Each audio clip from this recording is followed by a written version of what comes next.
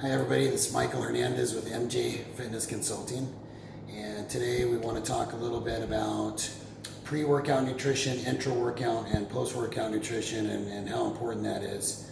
I want to go back about 5 years. I went to a seminar up in Seattle, Washington. It was put on by EAS. We had some of the top researchers in the field there.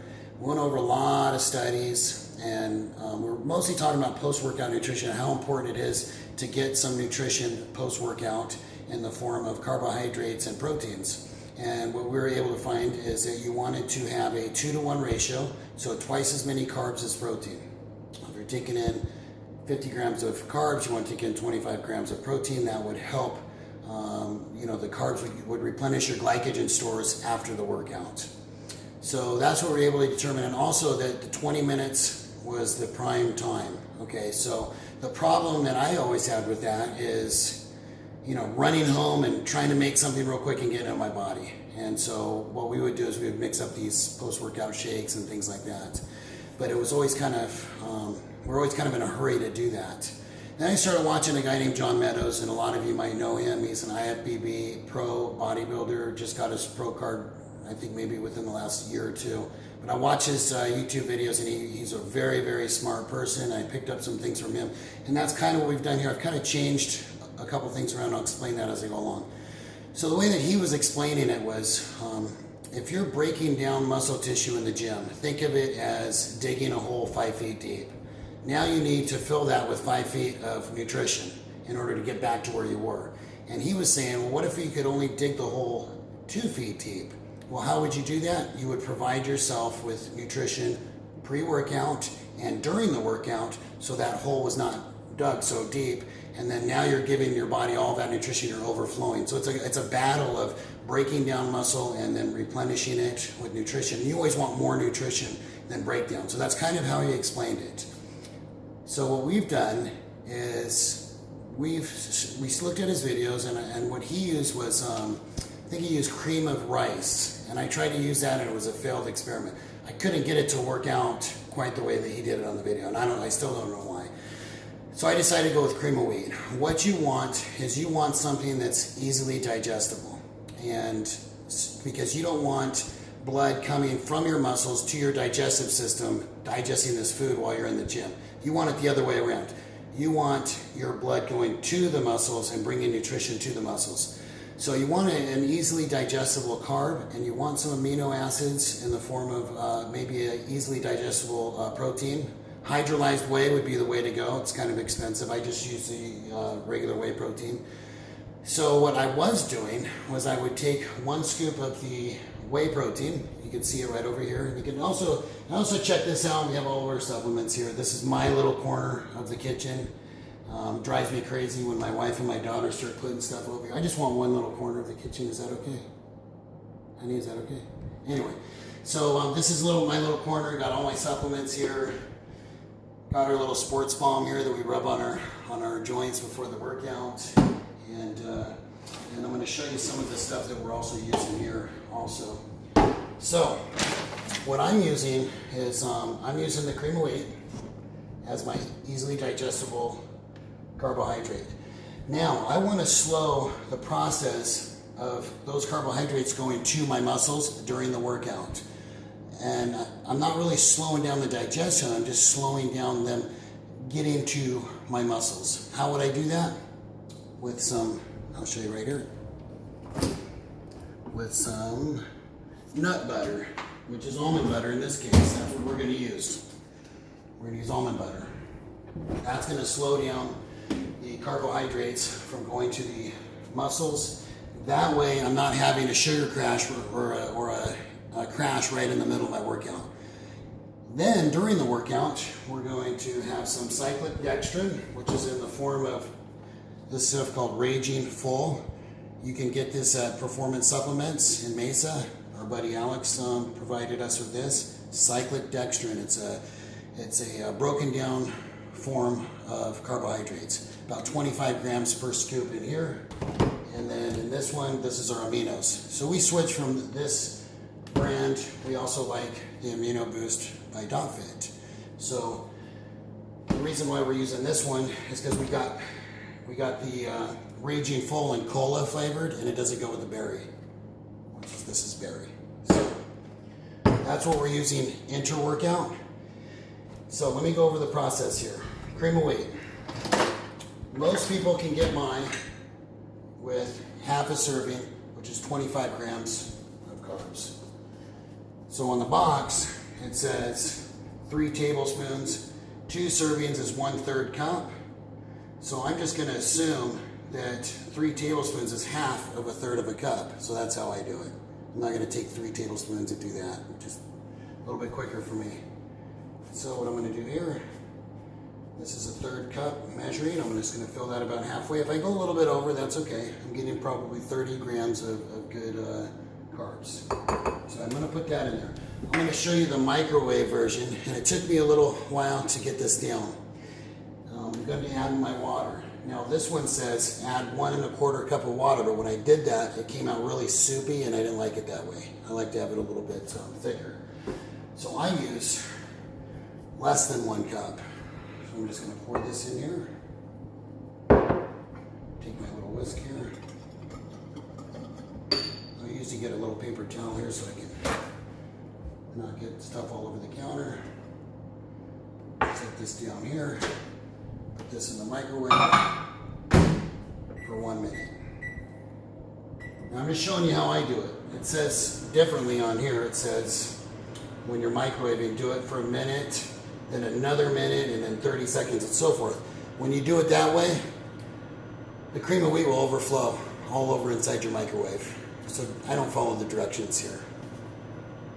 I'll go 1 minute, and then I'll take it out, I'll stir it up, I'll go another 30 seconds, and then I'll go in 15-second increments after that. So while that's going, I'm gonna take my nut butter here.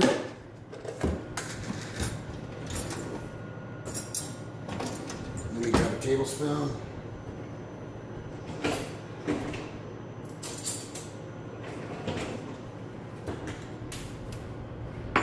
Grab myself a little Tupperware dish here.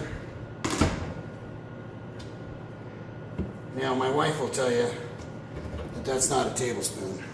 It's probably 2. But I'm not going to measure it out. I'm okay with that. Take these over here. Take out my cream of wheat. I'm going to stir it up a little bit. You can see it's still pretty soupy there. Go another 30 seconds.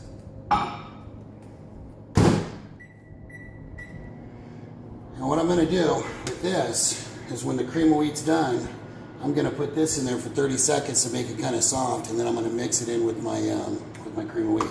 One more little trick that I have right here.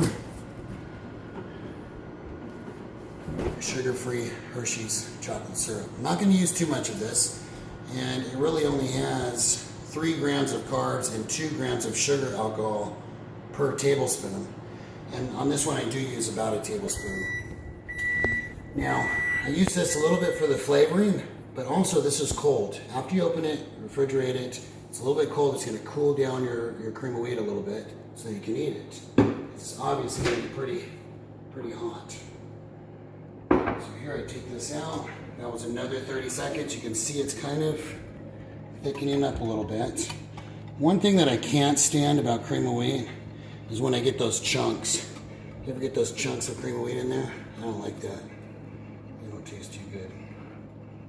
Okay, so now I'm going to start going 15-second increments.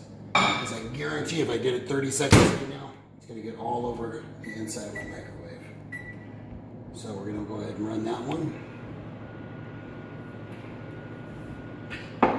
Now, what's the advantages of doing this? What's the advantage of only digging the hole 2 feet instead of 5 feet? Well, better recovery. You're going to be less sore. And what does that mean? Train longer, train harder, more intensity, more frequently. Especially as we get older, we want to have that recovery.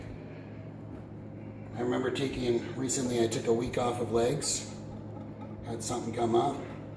So I went back to train legs, and I hadn't trained them in 2 weeks, and guess what? I could barely function for about 5 days. It took me full 7 days to recover.